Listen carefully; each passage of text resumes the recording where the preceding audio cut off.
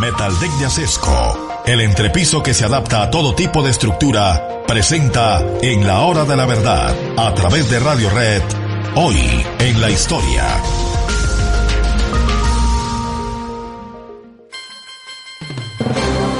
Estamos en el año de 1954, es pleno régimen de facto del general Gustavo Rojas Pinilla, quien asumió el poder el 13 de junio de 1953, cuando dio el golpe de Estado totalmente incruento y con el apoyo de gran parte del país, hay que decirlo porque fue verdad, contra Laureano Gómez y contra Roberto Urdaneta Arbeláez, el primer designado que estaba en la presidencia de la República.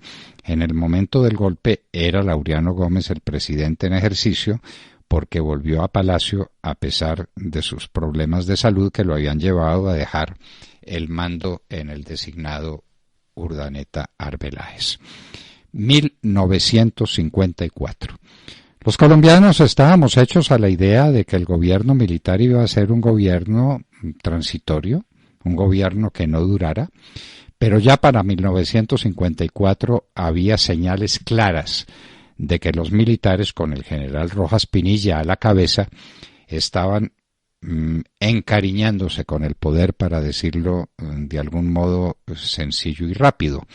Es decir, que no querían devolver el país a un sistema electoral democrático con elecciones libres. Y eso empezaba a crear malestares, y el primer malestar se creó entre la comunidad estudiantil, que salió a la calle a protestar, que es lo que los estudiantes hacen con mucha frecuencia. Habrá que decir que entonces no se habló de ninguna forma de violencia. No fueron las manifestaciones estudiantiles recientes aquí en Colombia, donde los estudiantes reales o supuestos atacaban con violencia a la fuerza pública y atacaban con violencia establecimientos del Estado y establecimientos como los bancos, por ejemplo, y los cajeros automáticos, ¿no? Era una manifestación sencilla, bastante grandecita, pero el 8 de junio no lo era tanto, cuando una bala, obviamente procedente de las autoridades de policía o del ejército, mató a un estudiante. Y entonces los estudiantes dijeron: mañana sí hacemos una gran manifestación. Obviamente el gobierno de Rojas Pinilla se preparó para controlarla y sacó el ejército a la calle. Esto pues de que el ejército salga a la calle a imponer el orden no es una idea nueva. La tuvo el general Rojas Pinilla en junio del año de 1954. ¿Con cuáles resultados? La historia no se ha dicho completa y no se sabe completa.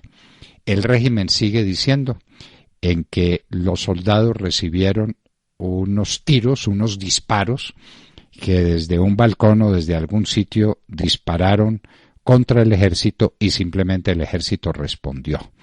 Respondió con una ráfaga que mató muchos estudiantes.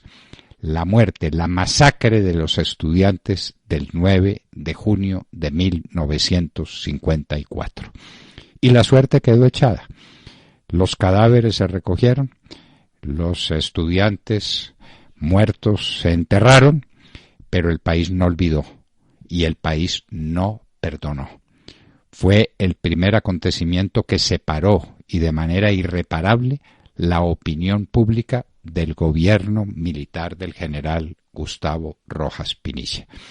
Vendrían otros acontecimientos importantes, tal vez el más señalado de ellos, el asesinato de mucha gente en la Plaza de Toros de Santa María, porque habían abucheado a la hija del general, a María Eugenia Rojas.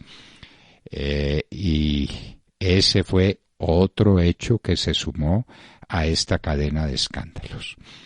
El gobierno militar se expresaba con gobiernos departamentales, en todos, que yo recuerde, o en la inmensa mayoría de los departamentos, para darle algún espacio a la equivocación, a la afirmación tan tajante. En la mayoría de los departamentos los gobernadores eran militares.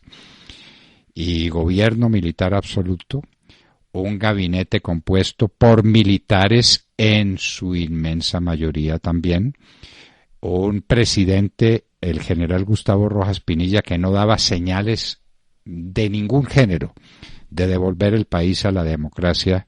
Fueron una combinación de factores. Pero estamos en 1954 y esto no se desencadenaría sino en el año de 1957.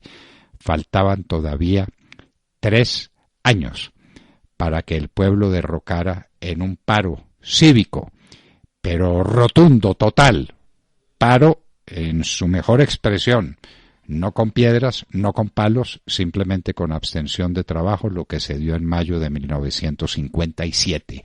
Pero ahora estamos en 1954, cuando el ejército dispara sobre una manifestación de estudiantes, matando a un número que nunca se pudo determinar con precisión. Pero fueron unos cuantos los estudiantes muertos en una jornada como la del día de hoy, 9 de junio del año de 1954.